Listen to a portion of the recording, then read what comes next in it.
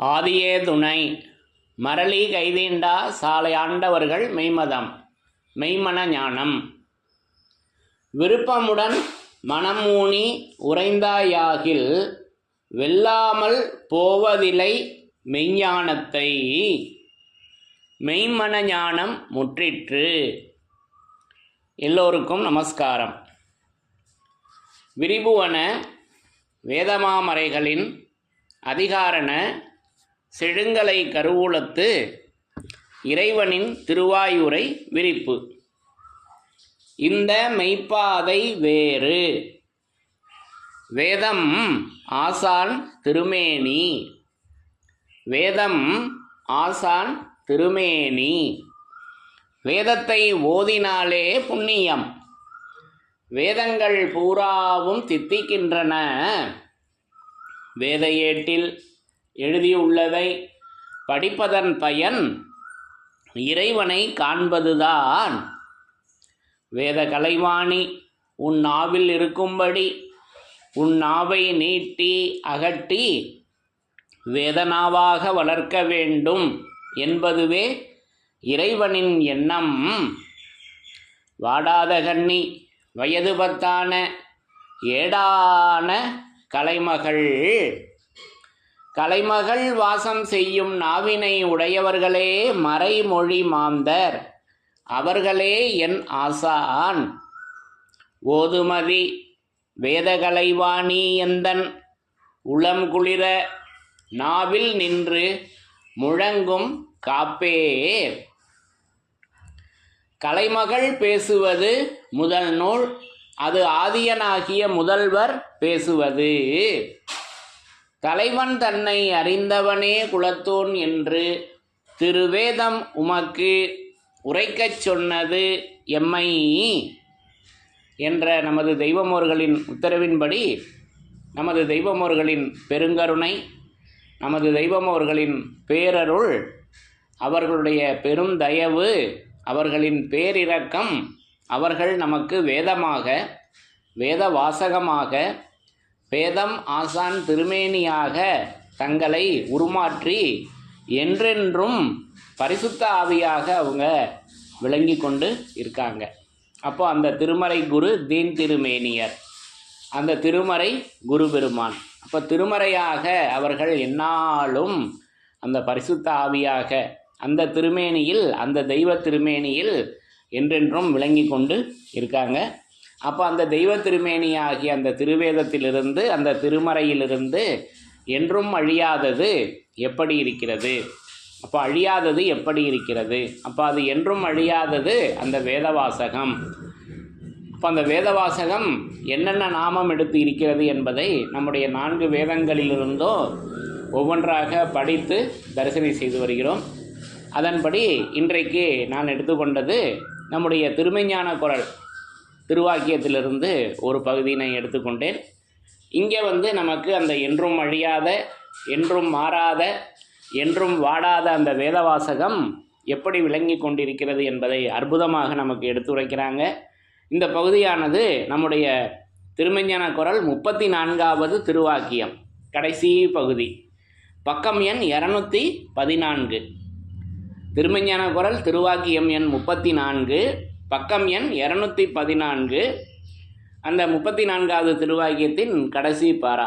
அதில் சுருக்கமாக நமக்கு இங்கே அற்புதமாக மிக மிக எளிமையாக அந்த என்றும் அழியாத அந்த வேத வாசகம். ஏனென்றால் இந்த உடலானது அழியும், நம்முடைய உடல் அழியும், இறைவனுடைய தீர்ப்பு. ஆனால் நித்திய பொருளான உயிர் அழிவதில்லை.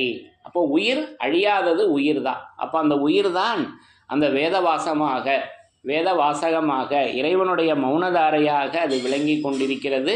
அது என்றென்றும் அழியாது படிப்படியாய் நின்ற பேச்சு, அந்த பேச்சு வருகின்ற அந்த வாசகமாக அது ஏட்டில் இருக்கின்றது. அது திருமறையில் இருக்கிறதல்லவா? அப்போ அதனுடைய வல்லபங்களை எடுத்து இங்கே அற்புதமாக இங்கே அதனுடைய மாறியதன் நாமம், அந்த அழியாதது எப்படி இருக்கிறது என்பதை இங்கே அற்புதமாக நமக்கு எடுத்து உரைக்கிறாங்க. படித்து தரிசனை செய்யலாம். பிரம்மோதய மெய்வழிச்சாலை ஆண்டவர்கள் திருவாக்கியம். சாதிகளின் கர்த்தாவே. திருமெய்ஞான குரல் 34வது திருவாக்கியம், பக்கம் எண் 214. இந்த மதிப்பிலடங்கா மாணிக்கம், இந்த மதிப்பிலடங்கா மாணிக்கம் கிடைக்க பெற்றுள்ள நீ என்ன எக்களிப்பில் இருக்க வேண்டும் கேட்குறாங்க. இந்த மதிப்பிலடங்கா மாணிக்கம். அப்போ ஒவ்வொரு வாசகமும் நமக்கு மதிப்பிலடங்கா மாணிக்கத்தை பரிசாக நமக்கு அந்த மெய் மதமாக நமக்கு எடுத்து வழங்கியிருக்காங்க. அப்போ இதை நமக்கு திருவருட்குறள் 4வது திருவாக்கியத்தில் அதை மதிப்பிலடங்கா மாணிக்க பரிசாக நமக்கு எடுத்து வழங்கியிருக்காங்க. அப்போ நம்முடைய மெய்மதம் என்ன செயலுடையது என்று கேட்டால் நமக்கு சொல்ல தெரியுமா? நமக்கு சொல்ல தெரியாது. அதற்கு இறைவன் நமது தெய்வமோர்கள் வாசகம் கொடுத்துட்டாங்க. அதுதான் அந்த 4வது திருவாக்கியம். அது மதிப்பிலடங்கா மாணிக்கம். அப்போது உலக மாணிக்கமே கேள்விப்பட்டதோடு சரி, அதை பார்த்து அனுபவிச்சிருக்கோமா, அதை அணிந்து அதனுடைய அழகை கண்டிருக்கோமா? தெரியாது. உலக மாணிக்கமே. அப்போ இது ஜீவமாணிக்கம், இது அந்த விண்ணுலக மாணிக்கம், இது இறைவனால் உண்டாக்க பெற்ற அந்த மாணிக்கம். அது மதிப்பில் அடங்காதது அல்லவா? அப்போ அதை நமக்கு முதல் பரிசாக வேதத்திற்கு வருகின்ற எல்லா மக்களுக்கும் அதை ஆதி முதல் மறையும் அதை முதல் பரிசாக நமக்கு எடுத்து வழங்கியிருக்காங்க. அப்போ அந்த மதிப்பிலடங்கா மாணிக்க பரிசு என்ன சொல்லுது என்றால், மரளிகை தீண்டா சாலை ஆண்டவர்கள் மெய்மதம் என்பது இறுதியில் எமனிடம் சிக்கி மரண அவஸ்தையோ கசப்பு அடையாளத்தீட்டு பிணநாற்றமோ இல்லாமல் ஆக்கி பிணி மூப்பு சாக்காடு அணுகா பேரின்பம் அனுபவிக்கும் மாறாத வயதுடைய நித்திய தேகத்தில் மனிதரை புகுத்தாட்டி வைக்கின்ற மெய்மதம். பாருங்க, அந்த நித்திய தேகத்தில் மனிதரை புகுத்தாட்டி வைப்பது நம்முடைய மெய்மதங்க. அப்போ அந்த நித்திய தேகம், அந்த நித்திய தூளம், நேற்றைக்கு கூட அந்த ஒரே தூளம் தரிசனம் செய்தோமல்லவா? அப்போ அந்த ஒரே தூளம், அது அழியாத அந்த ஒரே தூளத்தையே குறிக்கின்ற அந்த ராஜகம்பீர பிரசங்கத்தின் வாசகத்தை நமக்கு ஒவ்வொரு இடங்கள்லையும் எடுத்து கொடுக்குறாங்க. அப்போ அந்த நித்திய தேகத்தில் மனிதரை புகுத்தாட்டி வைக்கின்ற மெய்மதம், இறைவனால் அனுப்ப பெற்ற அவரவர் மத வேதங்களிலும் உள்ள நிகரற்ற உயிராணை செயல் இதுவே. இதை நிரூபணை செய்கின்றவர்களே வரிந்து நின்று கொண்டு எழுதிய எழுத்து இது குரு சாலை ஆண் என்று நமக்கு அவர்களுடைய அந்த திருக்கையொப்பத்தினை இட்டு இந்த திருவாக்கியத்தை நமக்கு வழங்கியிருக்காங்க அல்லவா? ஆக இப்படி இந்த மதிப்பிலடங்கா மாணிக்கம், அப்போது அது வேதத்தின் சிறப்பாக இருக்குது. இது இறைவனால் அனுப்ப பெற்ற அவரவர் மத வேதங்களிலும் உள்ள நிகரற்ற உயிராணி செயல். பாருங்க, அதற்கு நிகர், அந்த வாசகத்திற்கு நிகர் வாசகம்தான், வேற எதுவுமே கிடையாது அல்லவா? அதை நேராக எடுத்து உரைக்கிறாங்க. நிகரற்ற உயிராணி செயல் இதுவே. அப்போ இதை நிரூபணை செய்கின்றவர்களே வரிந்து நின்று கொண்டு அந்த வரிக்குதிரையில் அந்த கல்கி அவதாரம் ஆகிய அந்த 10வது அவதாரம் அந்த வரிக்குதிரையில் ஏறி நமக்கு அந்த எழுத்தினை, அந்த ஈசனான மதி எழுத்தினை நமக்கு வேத வாசகமாக எடுத்து வழங்கியிருக்காங்க. இப்படியல்லவா அந்த குருபிரான் விளங்கி கொண்டிருக்காங்க. அப்போ அந்த எழுதிய எழுத்து, அந்த எழுத்து தான் இது, அது இதுவென்று உரைக்காக அத்தகையின் தரத்தை. அப்போ திருமறை குருபெருமான் ஞான நிலை செவ்வை வழி ஓடிய நூல் அது இதுவும். அப்போ அது இது, அது ஒரு பொதுவான வார்த்தை என்று நம்ம நினச்சிக்கிட்டு இருக்கோம். அது பொதுவான வார்த்தை என்றால் அது எப்படி பொதுவாக இருக்கு என்றால் அது எழுத்தாக விளங்கி கொண்டிருக்கிறது. அப்போ இறைவனால் அனுப்பப்பெற்ற அவரவர் மத வேதங்களிலும் உள்ள நிகரற்ற உயிராணி செயல் இதுவே. இதை நிரூபணை செய்கின்றவர்களே வரிந்து நின்று கொண்டு எழுதிய எழுத்துக்கு பேரு இதுங்க. இந்த இதுவை எப்படி நான் தரிசனை செய்கிறேன்? எழுத்தாக தரிசனை செய்கிறேன். அப்போ அது நமக்கு அந்த மதிப்பிலடங்கா மாணிக்கம். அப்போ அந்த மாணிக்கம்தான் மறையதில் முதலாய் நின்ற மாணிக்க திலகம். தெய்வத்தை எடுகுடகத்தில் இதெல்லாம் நம்ம ஏற்கனவே வேதத்தின் சிறப்புகளில் படித்து தரிசனம் செய்திருக்கிறோம் அல்லவா? அந்த மாணிக்கம் எங்கே இருக்குதுன்னா மறையதில் முதலாய் நின்ற மாணிக்க திலகம் தானும் தெய்வத்தை எடுகுடகம். அந்த விபூதி, அந்த திருநீர் என்ன உரைக்குது என்றால், திருநீராகி அந்த தெய்வத்தேடு ஊடக பகுதி மறையதில் முதலாய் நின்ற மாணிக்க திலகமாக அந்த திலகத்தை நம்முடைய நெற்றியில் இப்போ தெய்வம் அவங்க நமக்கு பூசி இருக்காங்க. இது இறைவனே அவர்களுடைய கரங்கொண்டு பூசியது. இப்போ இது உலக மக்கள் அனைவருக்கும் இதை வேதத்தில் எடுத்து வச்சிருக்காங்க அல்லவா. அப்போ அதை தனித்திருப்பாடல்களில் நீடு ஆடி சூழுலகம் கலாமரையின் வீட்டிலே பாடுமாணிக்கம் நிதியங்கோடி பல்கோடியே. அப்போது அந்த மாணிக்கம் எங்கே இருக்குது? கலாமரையின் வீட்டில் விளங்கி கொண்டு இருக்குதுங்க. அப்போ இப்படி அந்த மாணிக்கத்தை நாம் பெற்றிருக்கிறோம். நான் அந்த வேதத்தின் தயவால் பெற்றிருக்கின்றேன். அந்த மாணிக்கத்தை வேதமாக, திருமறையாக, நூலாக பெற்றிருக்கின்றேன். இது என்னுடைய அனுபவம். அப்போ அந்த மாணிக்கம் அது நீடு ஆழி சூழுலகம், அது கலாமரையின் வீட்டிலே பாடு மாணிக்கம் நிதியங்கோடி பல்கோடியே. இப்போ இதெல்லாம் நம்ம ஏற்கனவே வேதத்தின் சிறப்புகளில் படித்து தரிசனை செய்திருக்கிறோம் அல்லவா. ஆக இப்படி ஒவ்வொரு வாசகங்கள்லையும் அவர்கள் வேதமாக, அந்த திருமறையாக விளங்கி கொண்டு அந்த தெய்வ திருமேனியாக அவர்கள் என்றென்றும் அவர்கள் விளங்கி கொண்டு இருக்கின்றார்கள். இப்படி நான் நமது தெய்வம் அவர்களை அந்த வாய்விட்டு போக முடியாத அந்த மாறாத தரிசனையில் நான் தரிசனை செய்கிறேன்.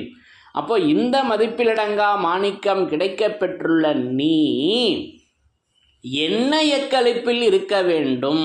அப்போ அந்த எக்களிப்பு அது என்னன்னு சொல்லிட்டாங்க. அந்த எக்களிப்பு என்னன்னு சொல்லிட்டாங்க. அது என்ன என்ற அந்த மௌனதாரை தான் அந்த எக்களிப்பு. அப்போது அது பன்னலங்கார நன்னலம் தவழும் அழகொளிர் ஒளிப்பிழம்பின் தற்பராபர நிச்சலாதிய சிற்சபா நடன சுவிசேஷகார சுவை.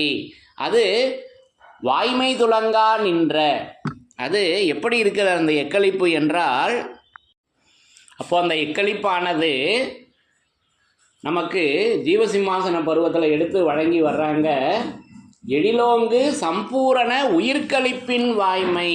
பாருங்க, நமக்கு உடலுக்கான கழிப்பு தான் தெரியுமே ஒழிய உயிருக்கான கழிப்பினை இங்கே வாய்மையாக நமக்கு எடுத்து தெய்வம் அவங்க வழங்கி வச்சிருக்காங்க. அப்போ எழில் ஓங்கு, அது என்ன ஓங்குது என்றால் அது எழில் பல கலைகள், அது எழில் வீசுது அல்லவா. அப்போது அது எழிலோங்கு சம்பூரணம். அப்போது அந்த பூரணம், அது சம் என்றால் நன்மை என்ற பொருள் இருக்கு அல்லவா, பொருள். அப்போது அது நன்மை தருகின்ற அந்த பூரணத்தை நமக்கு புதையலாக அல்லவா வழங்கியிருக்காங்க. அப்போது அது எழிலோங்கு சம்பூரண உயிர்களிப்பின் வாய்மை துலங்கா நின்ற அந்த பன்னலங்கார நன்னலம் தவழும். அப்போது எழிலோங்கு சம்பூரண உயிர்களிப்பின் வாய்மை துலங்கா நின்ற பன்னலங்கார நன்னலம் தவழும் அழகொளிர் ஒளிப்பிழம்பின் தற்பராபர நிச்சலாதிய சிற்சபான் நடன அந்த சுவிசேஷகார சுவையினாலே. அப்போது சுவிசேஷமாக அந்த சுவையானது, அந்த உயிர்களிப்பானது அது வாய்மையாக இப்படி விளங்கி கொண்டிருக்குதுங்க. அப்போது அந்த எக்களிப்பு, அப்போ அது என்ன எக்களிப்பு, அது எப்படி என்றால் இங்கே இந்த திருவாக்கியத்தில் நமக்கு கொடுத்துட்டாங்க, என்ன எக்களிப்பில் இருக்க வேண்டும். அப்போ அந்த என்ன என்ற அந்த கேள்வி ரூபமான செயலறிவு உரை, அப்போ அதுதானே நமக்கு மெய்நிலை போதத்தில் 71 கேள்விகள் கேட்டிருக்காங்களே, அந்த கேள்விகளே நமக்கு விடையாக விளங்கி கொண்டிருக்கின்றன. எப்போ? எல்லா அங்கங்களும் தோய படிக்கும்போது. இவ்வாறு தூலத்தை உதறி இழந்து கைவிட்டால் இதெல்லாம் தெரிய வரும், அனுபவிக்க வரும். அப்போ அந்த வினாவே விடையாக எப்படி விளங்கி கொண்டிருக்கிறது என்றால், இவ்வாறு இந்த தூலத்தை, நம்முடைய தூலத்தை உதறணும், நம்முடைய இந்த மாமிச தேகத்தை அவங்களற்று ஆனந்த நிலையும் கண்டு ஆனந்த கழிப்படையேன் அறைந்த இவ்வாறு. ஆனந்த கழிப்பு எப்போ கிடைக்கும்னா, நம்முடைய அவத்தை விட வேண்டும், நம்முடைய பீத்த தேகத்தை, நம்முடைய நாற்ற தேகத்தை விட வேண்டும். நம்முடைய இந்த மாமிச தேகத்தை விட்டதுமே அவர்களுடைய அந்த பரிசுத்த ஆவி தேகத்தில் நம்ம குடிபுகுந்து கொள்ளும்போது நமக்கு அந்த ஆனந்த கழிப்பானது கிட்டுகிறது. இப்படி மிக மிக எளிமையாக நமக்கு எடுத்து வச்சிருக்காங்க. அப்போ என்ன எக்களிப்பில் இருக்க வேண்டும், எது வந்தால் என்ன, மீண்டும் அந்த வினாவே கொடுக்குறாங்க. எது எது வந்தால் என்ன, எது போனால் என்ன. அப்போ இது உலகாயுதமாகவும் எடுத்துக்கலாம், விஞ்ஞானத்திலையும் எடுத்துக்கலாம் அல்லவா, அந்த பொருத்தம். அப்போ அது பொருத்தில் நின்றிட இழுத்து விழுங்கும் பொங்குமாங்கடலின் சுழலாக அந்த சுழல். அப்போ அதனால தான் சுருதி கடலில் சிக்கி சுழன்றும் அலைந்திடாதே என்றெல்லாம் நமக்கு அந்த வாசகங்களை எடுத்து வழங்கியிருக்காங்க அல்லவா. அப்போது எது வந்தால் என்ன, எது போனால் என்ன. அப்போ இங்கே நம்ம அதை உலகாயுதமாக எடுத்துக்குவோம். அப்போ உலகத்தளவில் நமக்கு என்ன இகழ்ச்சி வந்தால் என்ன, என்ன புகழ்ச்சி வந்தால் என்ன, எல்லா புகழும் இறைவனுக்கே அல்லவா. இஸ்லாத்தில் அருமையாக ஒரு வாசகம் சொல்கிறாங்க, எல்லா புகழும் இறைவனுக்கே. அப்போ அது இங்கே நமக்கு எல்லா புகழும் நமது தெய்வம் அவர்களுக்கே.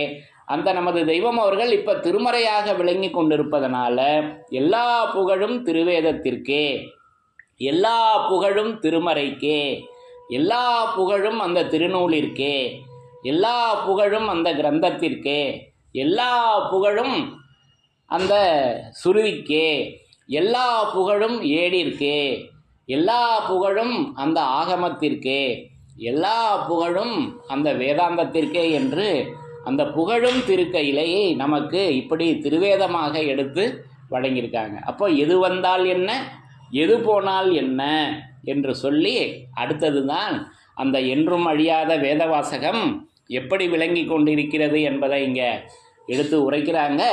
எது வந்தால் என்ன, எது போனால் என்ன, நமக்கு இந்த அழியா பெருநிதி கொடுத்துட்டாங்க பாருங்க. நமக்கு இந்த அழியா பெருநிதி, நமக்கு இந்த அழியா பெருநிதி புதுவாழ்வு அளித்த பெருமான். பாருங்க, அப்போ அந்த என்றும் அழியாத வேதவாசகம் எப்படி இருக்கிறது என்றால் அது அழியா பெருநிதி புதுவாழ்வாக இருக்குதுங்க. இது எப்பேற்பட்ட வாழ்வு, இது இறைவனோடு, வேதமாகிய இறைவனோடு கூடி வாழுகின்ற வாழ்வு, புதுவாழ்வு. அப்போ அழியா பெருநிதி புதுவாழ்வு அளித்த பெருமான், அழியா பெருநிதி புதுவாழ்வு அளித்த பெருமான் நம்மோடு இருக்கின்றார்கள் என்ற பெருமிதத்தில் அல்லவா நீ வாழ வேண்டும் என்று நமக்கு அந்த ஆசீர்வாதத்தை வழங்கி இந்த திருவாக்கியத்தை நிறைவு செய்து இருக்காங்க. 34வது திருவாக்கியம். அப்போ அந்த பெருமிதத்தில், அப்போ அழியா பெருநிதி புதுவாழ்வு அளித்த பெருமான். அப்போ அந்த பெருமான் எப்படி விளங்கி கொண்டிருக்காங்க, சோடச நிலையில் அந்த பெருமானை நம்ம பரிசுத்த ஆவியாக எப்படி தரிசனம் செய்திருக்கிறோம். நம் குல தெய்வ சைவ திருமேனி சுருதி பெருமான். அப்போ அந்த பெருமான் நமது தெய்வம் அவர்கள் அந்த திருமறை குருபெருமான், அந்த குருபெருமான் எப்படி விளங்கி கொண்டிருக்காங்க, சுருதியாக விளங்கி கொண்டிருக்கின்றார்கள், திருமறையாக விளங்கி கொண்டிருக்கின்றார்கள். இப்போ சோடச நிலை இந்த 16 செல்வமும் பெற்று இப்பவே அந்த புது வாழ்வை அல்லவா நாம் வாழ்ந்து கொண்டிருக்கிறோம். இப்படி நான் அந்த வாழ்வினை நான் பெற்றிருக்கின்றேன் வேதத்தின் தயவால். ஆக இப்படி அந்த பெருமான் நம்மோடு இருக்கிறார்கள் என்ற அந்த பெருமிதம். அப்போ அந்த பெருமிதம் தான் நமக்கு தெய்வ தேடுவுலகத்தில் அருளியுள்ளபடி அது பெருமித அருண்மணி மூல திறவுகோலாக, அந்த சாவியாக, அந்த பெருமித அருண்மணியாக அது விளங்கி கொண்டிருக்கிறது. அப்போ அந்த பெருமிதம் அது எப்பேற்பட்ட பெருமிதம்னா அது அருண்மணியாக இருக்கிறது. அப்போ அது அருண்மணி நமக்கு மான்மியத்தில் வேதத்தின் சிறப்பாக நம்ம எப்படி தரிசனம் செய்திருக்கிறோம். இறைவனின் நாட்டத்துள் புதையலாக கிடக்கும் அருண்மணி ஒழிக்கும் திருமறையாகிய வேதம். அப்போ அந்த அருண்மணி திருமறையாக விளங்கி கொண்டிருக்குதுங்க. அப்போ அதுவல்லவா நமக்கு பெருமிதம். அப்போ நமக்கு இந்த அழியா பெருநிதி புதுவாழ்வு அளித்த பெருமான் நம்மோடு இருக்கின்றார்கள் என்ற அந்த பெருமிதத்தில் அல்லவா நீ வாழ வேண்டும் என்பது இப்படி நமக்கு அந்த பெருமிதத்தில் நம்மளை தெய்வம் அவர்கள் இன்றைக்கு அந்த வேத வாழ்வோடு, அது புதுவாழ்வு அல்லவா, இது எப்பேற்பட்ட வாழ்வு, இது புதுவாழ்வு, அதனால தான் இது புதுமார்க்கம் அல்லவா. அப்போ அந்த புதுவாழ்வினை நமக்கு வேதத்தின் மூலமாக இந்த உலக மக்கள் அனைவருக்கும் ஒரே போல, ஒன்று போல அனைவருக்கும் வேதமாமறையில் எடுத்து இப்படி வைத்திருக்கிறார்கள் என்பதை நான் உணர்கிறேன். அப்போ அந்த பெருமிதத்தில் அல்லவா நீ வாழ வேண்டும் என்பதை நமக்கு இப்படி ஒவ்வொரு வாசகங்கள்லையும் அந்த வேதத்தின் சிறப்பை முன்னிறுத்தி அவர்கள் வேதமாக விளங்கி கொண்டிருக்கின்றார்கள் என்பதை இப்படியெல்லாம் நமக்கு நிரூபணை செய்து இருக்கின்றார்கள் அல்லவா. அந்த பெருமிதத்தில் நாம் இப்பொழுது வாழ்ந்து கொண்டிருக்கிறோம் அந்த பெருமானோடு. அது சுருதி பெருமான் அல்லவா. இது சோடச நிலை. அது திருமறை குருபெருமான் பூரண புதையல் அதில் எடுத்து உரைக்கிறாங்க அல்லவா. இப்படியெல்லாம் நமக்கு அந்த பெருமான் விளங்கி கொண்டிருக்கின்றார்கள். அப்போ இந்த பகுதியில் இந்த திருவாக்கியத்தில் அப்போ அந்த என்றும் அழியாத வேதவாசகம் எப்படி இருக்கிறது என்றால் அது அழியாத பெருநிதி, அழியா பெருநிதி புதுவாழ்வு. அப்போது அந்த அழியாதது, அந்த என்றும் அழியாத அந்த வேதவாசகம் நமக்கு பெருநிதியாக, நாம் பெறுகின்ற நிதியாக, அது செல்வமாக, நமக்கு உலகச் செல்வம் தெரியும், இங்கே விண்ணுலகச் செல்வம். பாருங்க, அது என்ன ஒரு பொருத்தம். ஒரு காலத்தில் இந்த செல்வங்கள் தங்கமாக இருந்தது, வெள்ளியாக இருந்தது, மற்ற ஆபரணங்களாக தான் இருந்தது. அது எளிமையாக கையாள முடியல என்று அப்புறம் தோலுக்கு கொண்டு வந்தாங்களாம். நாணயங்கள், பணங்காசு, உலக காசுகள் இதற்கு முன் வந்த அரசர்கள் ஒவ்வொன்றாக மாறி இப்போ அதெல்லாம் கூட சிரமமாக இருக்குது அப்படின்ட்டு காகிதத்துக்கு வந்துருச்சுங்க. அப்போ காகிதத்திற்கு வந்ததும் எளிமையாக அதை கையாளக்கூடியதாக இருக்குது. இப்போ இதெல்லாம் கனங்கொண்டு நான் நினைத்து பார்க்கிறேன். அப்போது எங்கே எளிமை இருக்குது? காகிதத்திற்கு வந்ததும் அது எளிமையாக இருக்கிறது. அப்போது ஒரு 1000 ரூபாய் காகிதத்தை, அரசாங்க முத்திரை உள்ள காகிதத்தை கொடுத்தா நிஜமாக ஒரு மூட்டை அரிசி கிடைக்கிது, 25 கிலோ மூட்டை அரிசி கிடைக்கிது. அப்போது அந்த 25 கிலோ மூட்டை அரிசி அதை விவசாயம் பண்ணி அதை அறுவடை செய்து அதை செய்வதற்கு என்ன ஒரு பாடு. அப்போ அவ்வளவு பாடும் அதற்கு இணையான மதிப்பாகி அந்த ரூபாவில் இருக்கு அல்லவா. அப்போது அதை அந்த காகிதம் அல்லவா பெற்றிருக்கிறது. இப்படி நான் அதை உணர்கிறேன். அப்போது அழிந்து போகிற செல்வமும் காகிதத்தில் இருக்கிறது, அழியாத செல்வமாகிய அந்த இறைவனுடைய திருமேனியும் அது நமக்கு காகிதமாக அதை நமக்கு எடுத்து மிக மிக எளிமையாக நமக்கு எடுத்து வைத்திருக்கிறார்கள் அல்லவா. அப்போ வேதத்திற்கு துணி கொடுக்கவில்லை என்றால் அது வெறும் காகிதம்தான். அப்போது இது நமக்கு திருவருட்குறள் 193வது திருவாக்கியத்தில் உரைத்திருக்காங்க. அப்போ துணி கொடுக்கலன்னா தான், துணி கொடுத்து விட்டால் அந்த காகிதமே இறைவனாக ஆகிறது. ஏன்னா அந்த காகிதத்தில் அந்த வேத வாசகம் அல்லவா இருக்கிறது, அது செயலுடைய வாசகம் அல்லவா.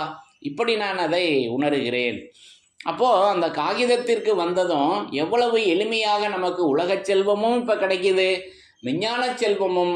அந்த பக்கமெல்லாம் வைரமெழில் காந்தி மீறும் என்று நமக்கு தனித்திருப்பாடல்களில் பேசி வர்றாங்க அல்லவா.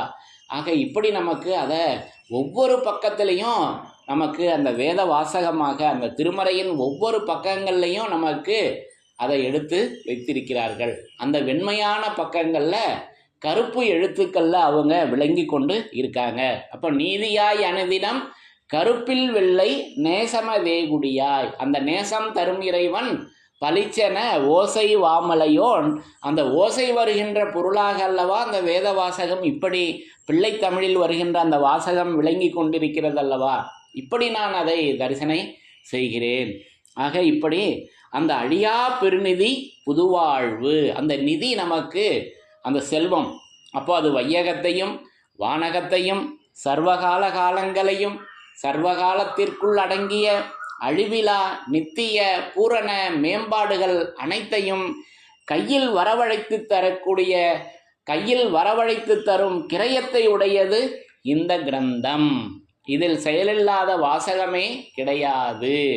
அப்போது அந்த நிதி, அது அழியா பெருநிதி நமக்கு பெறுகின்ற நிதியாக, அது மிகப்பெரிய நிதியாக நமக்கு அந்த நிதியினை இப்படி கேட்பவர்களுக்கெல்லாம் எம்முடைய சம்பாதனை, சிவலோக சம்பாதனை தெய்வம் அவங்க பேசி வர்றாங்க. அந்த நிதி எப்படி சம்பாரித்து நம்ம அப்பா வச்சுருக்காங்க, நமது தெய்வம் அவர்கள் விஞ்ஞானத்தில் வச்சுருக்காங்கன்னா எம்முடைய சம்பாதனை சிவலோக சம்பாதனை. அந்த சம்பாதனையை அதற்கென்றே பிறந்த மகன் பெற வேண்டும் என்று நாம் சொல்ல வந்திருக்கிறோம். நாம் சம்பாதித்து முடிந்தது. அந்த முடிந்தது எப்படி இருக்கிறதுன்னா அது சுத்த வேத முடிவான நிதி. அது பாருங்க எப்படி அந்த நிதியானது எப்படி இருக்கிறது, அந்த முடி எப்படி இருக்கிறது என்றால் அது சுத்த வேதமுடி அது வேதமுடி, அது வேதம் முடிவான நிதி இது போதும். அந்த நிதி தான் இது. அப்போ அந்த இது கூட இப்போ இன்னைக்கு தரிசனம் செய்தோம் அல்லவா, மதிப்பிலடங்கா மாணிக்க பரிசில் அந்த எழுத்து இதுவாக விளங்கி கொண்டிருக்கிறது.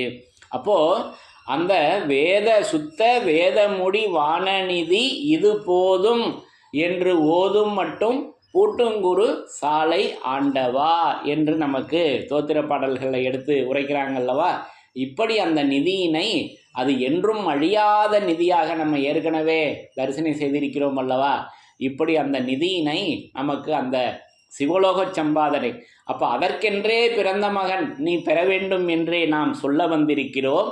நாம் சம்பாதித்து முடிந்தது அதை கையில் வைத்து கொண்டு கேட்கிறவர்களுக்கு எல்லாம் வாரி வழங்கி செலவழித்து கொண்டிருக்கின்றோம் என்று நமக்கு திருவருட்குறள் அந்த அருளர் சிரிப்புக்கு வருது அல்லவா.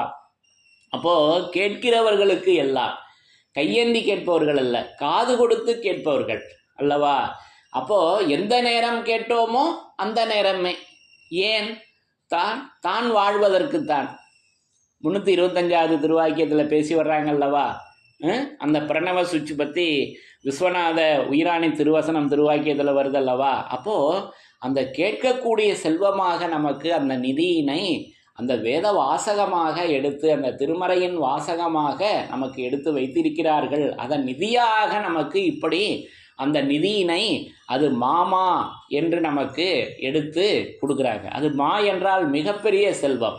அப்போ அது தாய் மாமன் என்ற ஒரு உறவும் இருக்கிறது. இது குருமுராதியில் வருது அல்லவா, அந்த நிதி மாமா. அப்போது இப்படியெல்லாம் அந்த நிதியினுடைய விரிப்புகளை நமக்கு வேதமாமறையில் நிறைய எடுத்து வச்சுருக்காங்க. ஒரு சில தான் நம்ம இன்னைக்கு பங்கி கொண்டோம். அப்போது அந்த என்றும் அழியாத அந்த வேதவாசகம் நமக்கு அழியா பெருநிதி, இது புதுவாழ்வு. ஏன்னா நம்முடைய பழைய வாழ்வு எது என்றால் நம்ம எடுத்திருக்கக்கூடிய இந்த மாமிச தேகம். அப்போ அதை கொலை செய்து அதை கொன்று சாகடித்து இப்போ நம்மளை மெய்யில உயிர்ப்பிச்சுட்டாங்களே நம்ம தெய்வமவங்க. அந்த புதுவாழ்வினை நமக்கு இப்படி வழங்கி இருக்கிறார்கள். இப்படி நான் அந்த புதுவாழ்வை நான் பெற்றிருக்கிறேன் நமது தெய்வம் அவர்களின் தயவால், நமது வேத வாசகத்தின் தயவால். ஆக இப்படி அந்த என்றும் அழியாத அந்த வேத வாசகம் அது அழியா பெருநிதி புதுவாழ்வாக நமக்கு விளங்கி கொண்டு அந்த பெருமான் இப்படி நமக்கு வேதமாக அந்த அழியா பெருநிதி புதுவாழ்வு அளித்த பெருமான் வேதம் ஆசான் திருமேனியாக விளங்கி கொண்டிருக்கின்றார்கள் என்ற அந்த பெருமிதத்தில் நாம் வாழ வேண்டும் என்பது நமது தெய்வம் அவர்களின் ஆசீர்வாதம் என்பதை இந்த பகுதியில் இப்படி நான் விளங்கி கொண்டேன். ஆகவே ஒவ்வொரு இடங்கள்லையும் நமக்கு அந்த வேதத்தை ஆசான் திருமேனியாக நமக்கு அதை முன்னிறுத்தி இப்படி அந்த அழியாத செல்வத்தை நமக்கு வழங்கியிருக்கிறார்கள் என்று கூறி, என்றும் அழியாத என்றும் மாறாத என்றும் வாடாத வேதவாசகத்தின் சிறப்புகள் தொடரும். தலைவன் தன்னை அறிந்தவனே குலத்தோன் என்று திருவேதம் உமக்கு உரைக்கச் சொன்னது எம்மை.